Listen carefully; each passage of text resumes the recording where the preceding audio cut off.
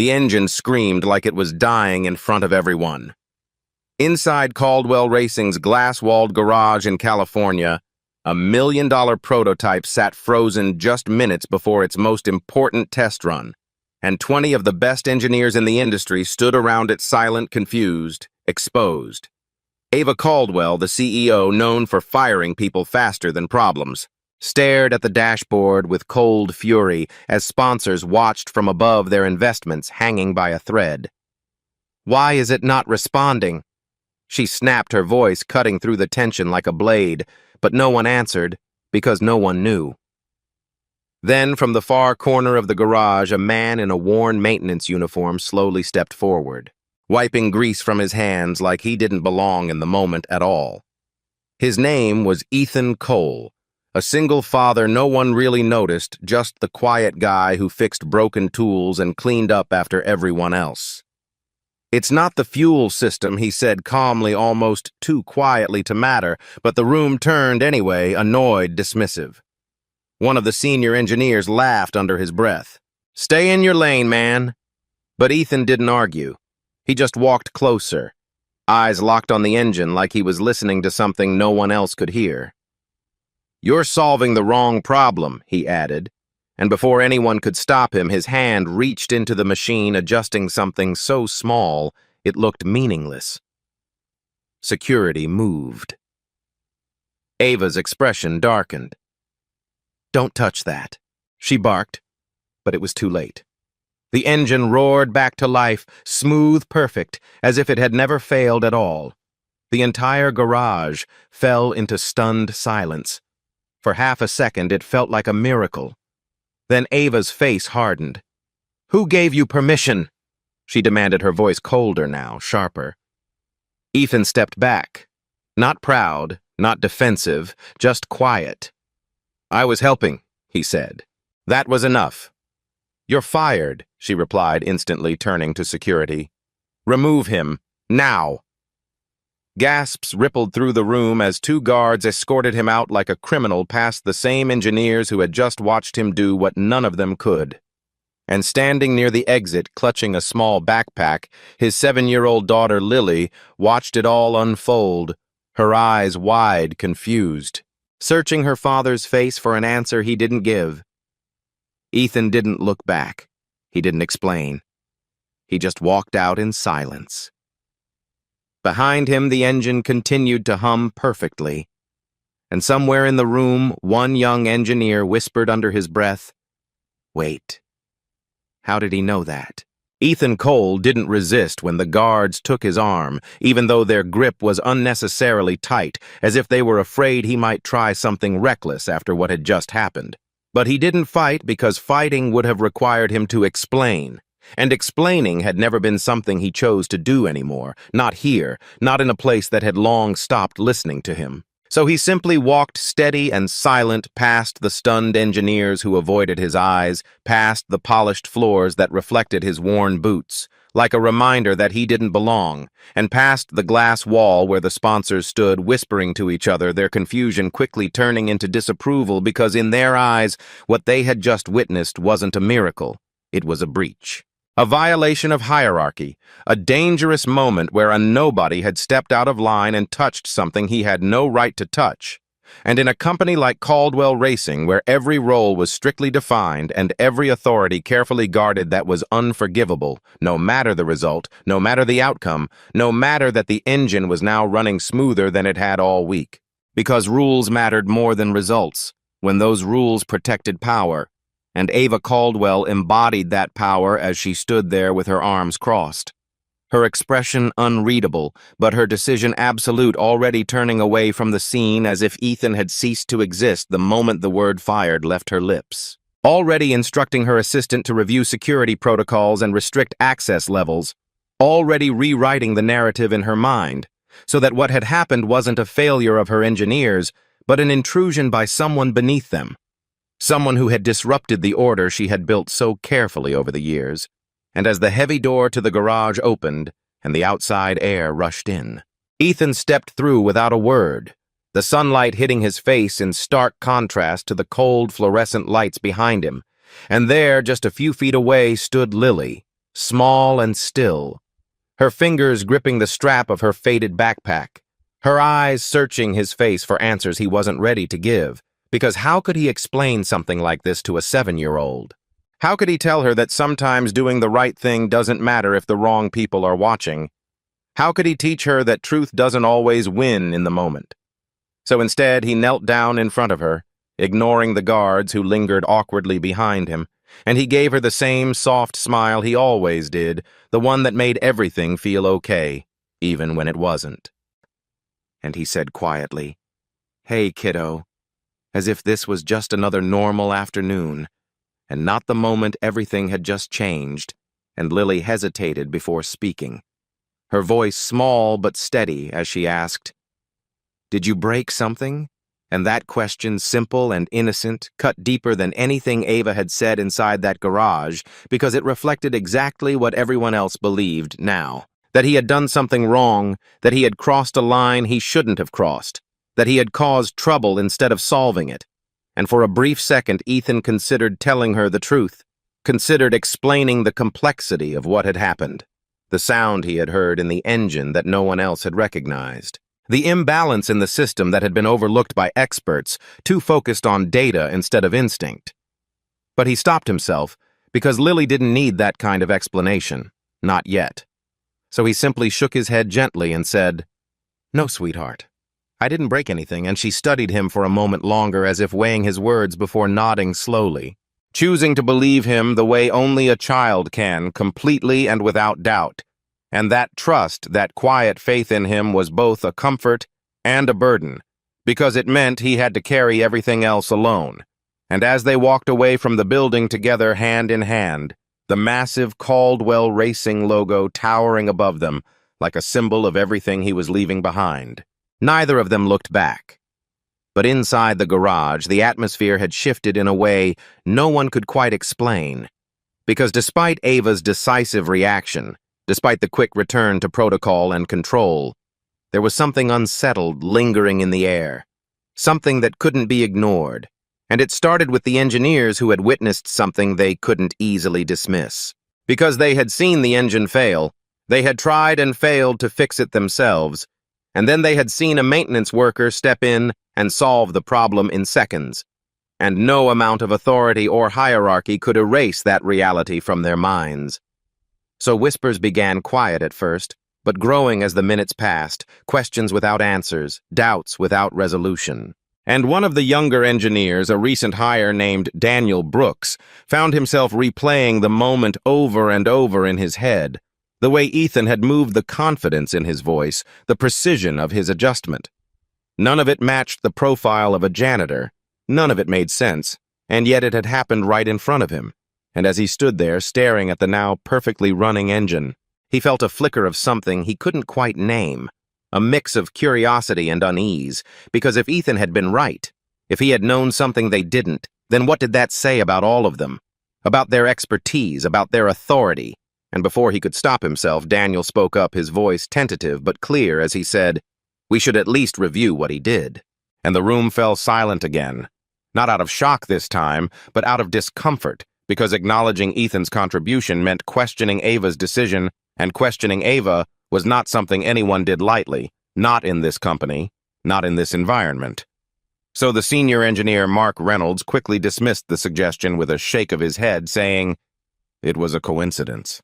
Nothing more." The issue was already stabilizing, even though he knew that wasn't true, even though everyone in the room knew it wasn't true. But admitting otherwise would have meant admitting failure, and failure was not an option they could afford, especially not now. Not with the upcoming race, not with the pressure mounting from every direction, so the narrative was set. Unspoken but understood. Ethan had overstepped. Ethan had interfered. Ethan had been removed, and the problem had been solved by the team, because that was the version of events that preserved order, that maintained control, that kept everything from unraveling, and Ava, standing in her office overlooking the garage, watched the activity below with a calm exterior that hid the storm beneath. Because despite her certainty in the moment, despite her unwavering confidence in her decision, there was a small, persistent doubt that refused to be silenced, a question that lingered at the edge of her thoughts. One she couldn't quite articulate but couldn't ignore either, and it was rooted in something simple, something undeniable. The fact that the engine had come back to life the moment Ethan touched it, and no amount of authority could change that. No amount of discipline could rewrite that moment. And as she turned away from the window trying to focus on the tasks ahead, she found herself wondering just for a second who exactly Ethan Cole really was. But she pushed the thought aside almost immediately, because in her world, uncertainty was weakness, and weakness was not something she allowed herself to feel. So she moved forward, doubling down on control, reinforcing the rules, tightening the structure, unaware that the very thing she had just cast out might be the key to everything she was about to lose, and somewhere far from the polished floors and high-stakes decisions. Ethan sat on the edge of his small apartment bed later that evening watching Lily as she colored at the kitchen table, her world untouched by the events of the day, her laughter soft and genuine, as she showed him her drawing of a race car with bright colors and crooked lines, and he smiled. Truly smiled this time, because in that moment, none of the rest of it mattered. Not the job, not the humiliation, not the judgment. But even as he reached for the drawing, his eyes lingered on the details she had added. The shape of the car, the proportions of the engine, small things that mirrored reality more closely than a child her age should understand. And he wondered, not for the first time, how much she saw, how much she understood, and whether one day he would have to tell her the truth about everything, about who he had been, about what he had built, about why he had walked away.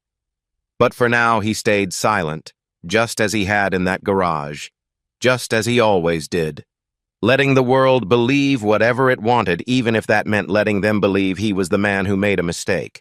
Because sometimes the cost of being understood was higher than the cost of being judged, and Ethan had already paid that price once before. The apartment was quiet in a way that felt earned, not empty. The kind of quiet that wrapped itself around small lives built carefully after loss. And Ethan Cole moved through it with the same steady rhythm he carried everywhere else, as if every motion had already been decided long before the day began. As if control over the little things was the only way to survive the ones he couldn't control at all. And Lily sat cross-legged on the worn rug near the coffee table, her crayons scattered like bright fragments of a world far simpler than the one her father refused to explain. Her brow slightly furrowed in concentration as she added one more line to the drawing of the race car she had started earlier.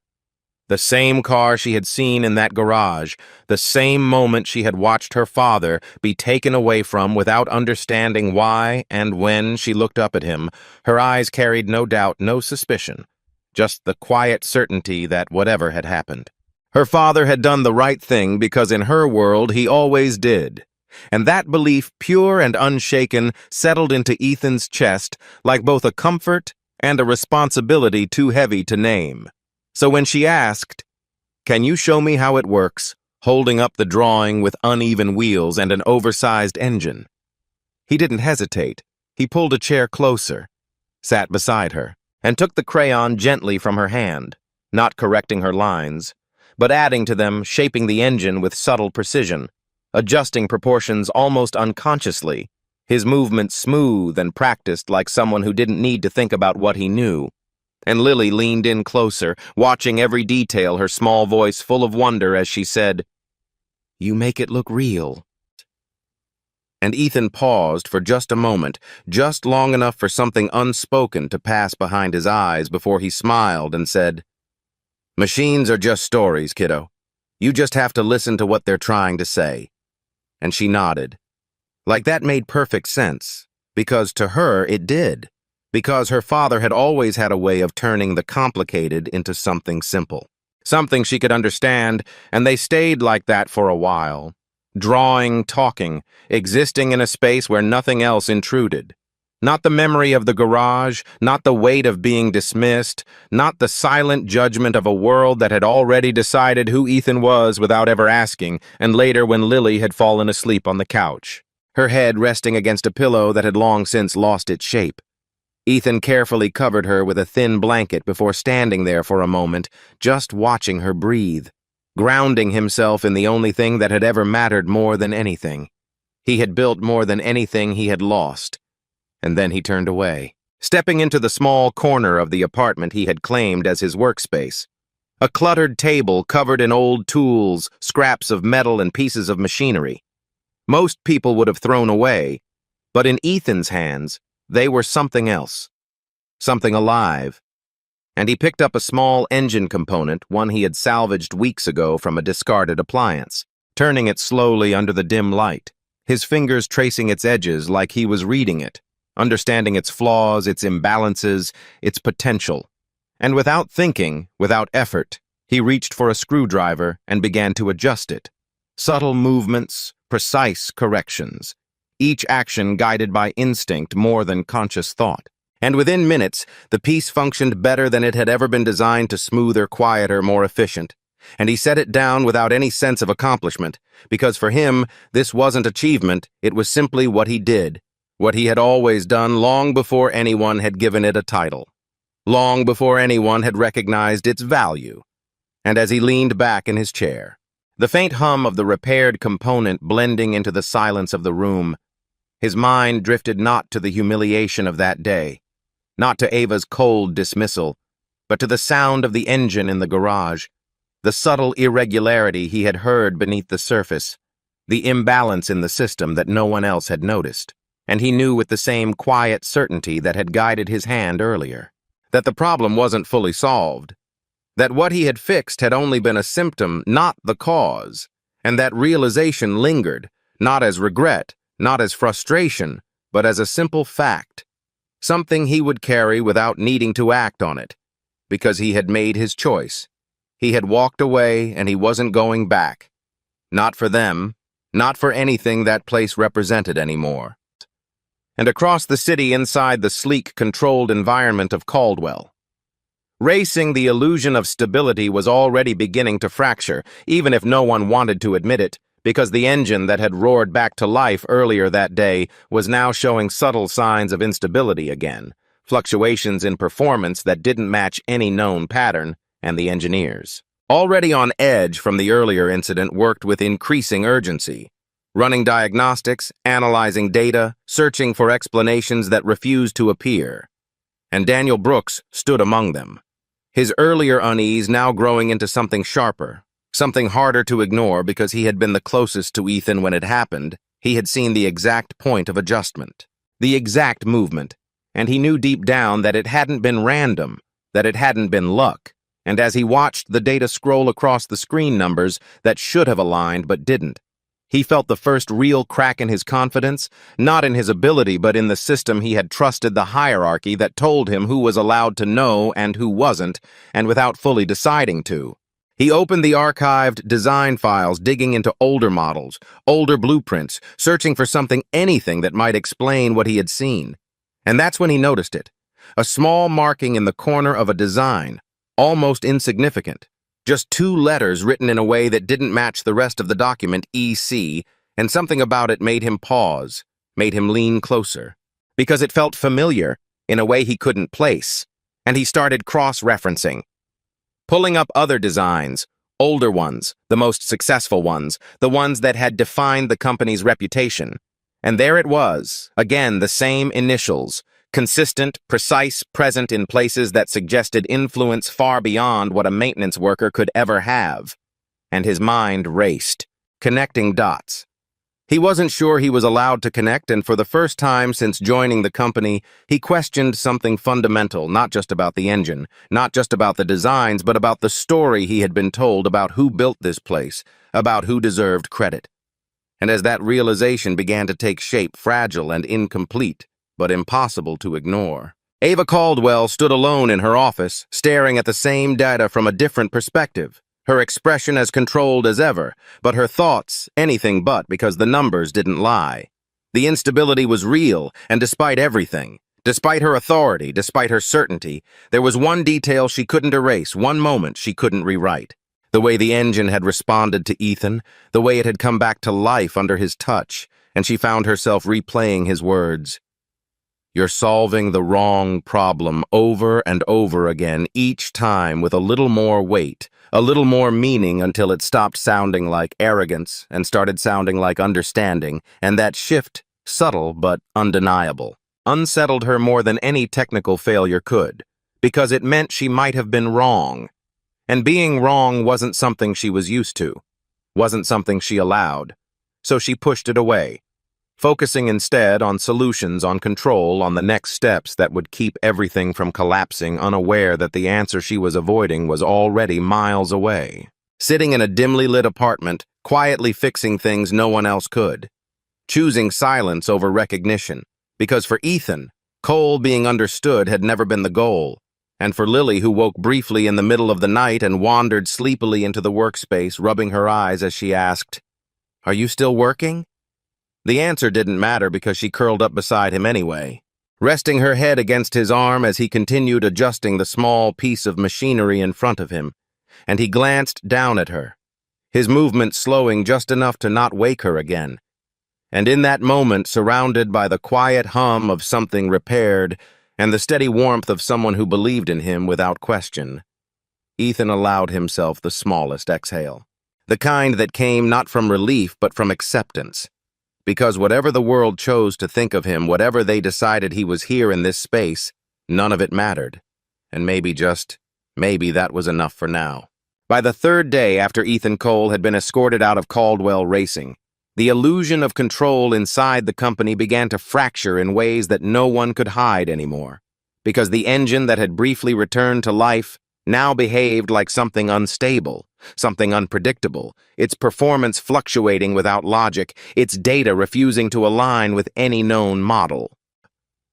And the tension in the garage shifted from confidence to quiet panic, as engineers who had once carried themselves with certainty now moved faster, spoke less, and checked their work twice, as if afraid of what they might miss again, and Ava Caldwell stood at the center of it all, her presence still commanding her voice, still sharp, but beneath that surface, something had begun to change. Something subtle and dangerous, because every time the system failed, every time the numbers contradicted the expected outcome, one memory kept resurfacing, whether she wanted it to or not.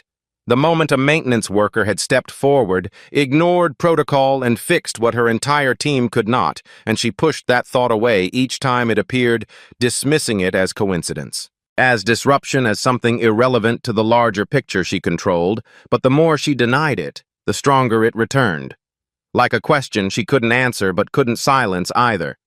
And across the garage floor, Daniel Brooks was no longer just uneasy. He was obsessed. Because what had started as curiosity had become a quiet investigation, one he conducted alone.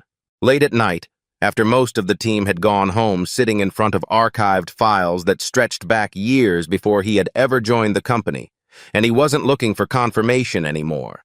He was looking for truth. Something consistent. Something undeniable. And the deeper he went, the more the same pattern emerged. Designs that outperformed every competitor. Systems that had redefined the company's success, innovations that no one could fully explain. All tied together by a small, almost invisible signature EC. And it wasn't just once or twice, it was everywhere, embedded in critical components, hidden in revisions, quietly shaping the very foundation of Caldwell Racing's reputation. And the realization hit him slowly at first, then all at once. Because there was only one person he had seen connected to those initials. Only one person who had demonstrated that level of understanding without hesitation. And the idea felt impossible, even as it made perfect sense. Because how could a man who cleaned tools and fixed broken equipment be the same person who had built the systems that defined an entire company? And yet every piece of evidence pointed in that direction. Every line of code, every design choice, every structural decision carried the same logic, the same signature, the same mind behind it. And Daniel leaned back in his chair, staring at the screen, as the weight of that possibility settled in, not just as a discovery, but as a question of everything he had believed about expertise, about hierarchy, about who was allowed to matter, and he knew he couldn't keep this to himself, not anymore. So the next morning he approached Mark Reynolds with the files, his voice steady but urgent as he said, "You need to see this." And Mark barely looked up at first, dismissing it as another overreaction from a junior engineer, but when Daniel insisted, When he placed the evidence in front of him and pointed to the patterns, the signatures, the connections, something in Mark's expression shifted just slightly, just enough to reveal that he understood what was being suggested, and for a brief moment there was silence between them, the kind that comes when a truth is too inconvenient to acknowledge. And then Mark shook his head. Not because he didn't see it, but because he refused to accept it, saying, "You're reaching."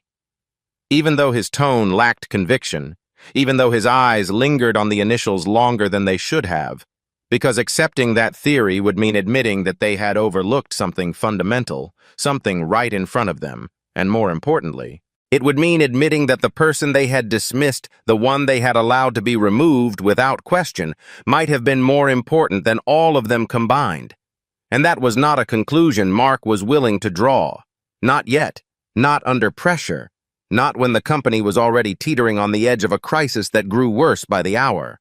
Because the failures were no longer isolated, they were systemic, affecting multiple prototypes, disrupting timelines, threatening contracts, and the sponsors, once patient, were now demanding answers. Their calls sharper, their expectations clearer, their tolerance fading, and Ava felt that pressure more than anyone because she understood exactly what was at stake. Not just financially, but reputationally, because Caldwell Racing wasn't just a company, it was a statement. A symbol of precision and dominance, and any sign of weakness could unravel everything she had built since taking over. So she pushed harder, demanded more, refused to entertain distractions, but even as she did, the cracks widened, the data refused to cooperate. The solutions failed to hold, and in the quiet moments between decisions when no one else was watching, she found herself returning to that same question. Not as a possibility now, but as a suspicion. She could no longer ignore who was Ethan Cole really, and why had his presence in that garage felt less like an intrusion and more like something that had always belonged there. And that thought unsettled her in a way she couldn't explain because it challenged something deeper than her authority. It challenged her understanding of control itself. And for someone like Ava, control was everything. It was the foundation of every decision, every success, every identity she had built. So she resisted. She held on to the version of reality that made sense. The one where Ethan was just a maintenance worker who had overstepped, the one where his action was a violation, not a solution. But the evidence around her refused to support that version anymore. And as Daniel continued his investigation, as more patterns emerged, as more engineers began to quietly question what they thought they knew, the tension inside Caldwell Racing shifted from external pressure to internal doubt. The most dangerous kind because it didn't just threaten outcomes, it threatened belief. And once belief started to crack, everything else followed, and far from the chaos in the quiet of his small apartment, Ethan remained unchanged, his routine steady, his focus inward, as if none of it concerned him. As if the storm building around his absence had nothing to do with him at all, and yet the signs were there, subtle but unmistakable. The way he paused when certain sounds came through the television, the way his eyes narrowed slightly when a race clip played, the way his hands unconsciously mirrored adjustments in the air, as if correcting something only he could see. And Lily noticed those moments not with suspicion, but with curiosity, because to her, they were just part of who her father was, part of the quiet mystery that made him different. And one evening, as she sat beside him watching a race replay, she tilted her head and asked, "Why do they keep doing it like that, pointing to a maneuver on the screen?" And Ethan hesitated for just a second before answering, his voice calm, almost distant, as he said, "Because they think it's the best way." And Lily frowned slightly, considering that before asking, "Is it?" And that question hung in the air longer than it should have, because it wasn't just about the race, it was about everything, about assumptions, about decisions, about the gap between what people believed and what was true. And Ethan looked at the screen, at the familiar design, the familiar flaw hidden beneath layers of complexity, and he simply said, "Not always." And Lily nodded, satisfied with the answer because she didn't need more. She trusted that if there was something to understand, her father would know it, and that trust, quiet and unwavering, stood in stark contrast to the growing doubt inside Caldwell Racing, where the truth was getting closer with every passing hour. even as those in power tried to push it away, because the deeper they looked, the clearer it became that the initials EC were not just marks on old designs. They were a signature, a legacy, a presence that had shaped everything they were now struggling to maintain. And the question was no longer whether Ethan Cole knew more than he appeared. The question was how much more and what it would mean if they had just thrown away the one person who understood the system better than anyone else. And as that realization loomed heavy and unavoidable, Ava Caldwell stood at the edge of a decision she had never imagined she would have to make. One that would force her to confront not just a mistake, but the possibility that the very foundation of her authority had been built on something she never truly understood. And for the first time since taking control of the company, she felt something unfamiliar, something she couldn't command or dismiss, something that grew stronger. The longer she ignored it, doubt. The call came just before sunrise when the city was still quiet, and the world hadn't yet decided what it would become that day.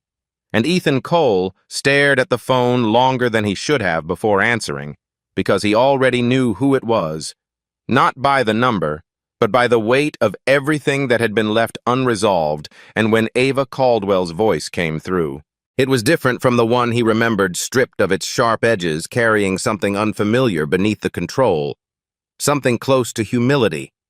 As she said, "We need you." And for a moment Ethan said nothing, his eyes drifting toward the small couch where Lily still slept, her steady breathing grounding him in a way nothing else could, and he could have refused. He could have reminded Ava exactly how easily she had dismissed him, how quickly she had chosen authority over understanding. But instead he asked a simpler question, one that mattered more than anything else. What's wrong? And the answer came without hesitation, this time without pride or deflection, everything. And that was enough because despite everything that had happened, despite the humiliation and the silence that followed, Ethan had never been the kind of man who walked away from something broken if he knew how to fix it. So hours later, he stepped back into Caldwell Racing, not as a maintenance worker, not as someone invisible, but as someone who no longer needed permission to exist in that space. And the shift was immediate. Felt in the way conversations stopped when he entered, in the way eyes followed him, not with dismissal, but with something closer to recognition. And Ava stood waiting near the center of the garage, her posture still composed, but her expression stripped of the certainty that had once defined her, and for a brief second, neither of them spoke. Because everything that needed to be said existed in the space between them, until she finally broke the silence, her voice quiet but steady as she said, "I was wrong." And those 3 words, simple and direct, carried more weight than any command she had ever given, because they weren't just an apology, they were an admission, a shift, a recognition of something she had failed to see. And Ethan nodded once, not in acceptance of the apology, but in acknowledgement of the truth behind it, before turning his attention to the car, because that was why he was there, not for validation, not for redemption, but for the work itself. And as he moved around the engine, inspecting it with the same quiet focus as before, the entire garage seemed to hold its breath, watching as he traced the system not just with his hands, but with an understanding that went deeper than any blueprint, deeper than any data set. And when he finally spoke, his voice carried no hesitation, no doubt. "You didn't just change the balance ratio," he said, glancing briefly at Ava. "You changed the foundation." And the words landed heavily because they weren't just about the engine.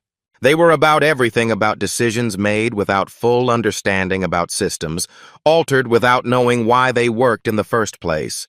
And one of the engineers, unable to hold back any longer, stepped forward and asked, "How do you know all this?" And for the first time, Ethan didn't avoid the answer, didn't deflect or remain silent. He simply said, "Because I built it." And the garage fell into complete silence, the kind that follows a truth too large to process all at once. Because in that moment, everything shifted. Every assumption, every hierarchy, every judgment that had been made about him unraveled completely. And Ava closed her eyes briefly as the full weight of that realization settled in, Not just that she had fired the wrong man, but that she had dismissed the very person who had created the system she now depended on. And when she opened them again, there was no trace of the authority she had once used to shield herself. Only clarity as she stepped closer and said, "I can't undo what I did, but I can choose what happens next." And Ethan studied her for a moment, not with anger, not with resentment, but with the quiet evaluation of someone who had long ago learned that people reveal who they are not in their mistakes, but in what they do after them. And then he nodded slightly, not in agreement, but in understanding, before turning back to the engine and beginning to work his movements precise, deliberate, restoring balance, not just to the machine, but to the room itself. And when the engine finally came back to life, not just running, but perfect in a way it hadn't been before, the tension that had gripped the company for days released all at once, replaced by something quieter, something steadier. Respect. And later, as the team gathered for the test run, as the car moved across the track with a smoothness that spoke of something deeper than technical success. Lily stood beside Ava at the viewing window, her small hand pressed against the glass, her eyes wide with pride as she whispered, "That's my dad." And Ava glanced down at her, then back at Ethan, who stood far from the spotlight watching without seeking recognition. And in that moment, she understood something she hadn't before, that leadership wasn't about control, it was about seeing clearly. About knowing the value of the people around you before it was too late. And as the car crossed the finish line flawlessly, Ava stepped forward and addressed the team. Her voice steady but changed as she said, "From now on, we don't measure people by their titles and across the garage." Ethan met her gaze for just a second, a silent acknowledgement passing between them, not of power, but of respect. And when he finally turned to leave, Lily running to his side and slipping her hand into his. There was no applause, no dramatic farewell, just a quiet understanding that something important had shifted, something that wouldn't be undone. Because sometimes the loudest victories aren't the ones the world sees, but the ones that restore what was almost lost. And as they walked out together, the hum of the engine fading behind them, the truth remained simple and undeniable, that the man they had once dismissed had been the one holding everything together all along, and in choosing to forgive instead of proving them wrong. Ethan Cole had rebuilt more than just a machine, he had rebuilt the way they saw,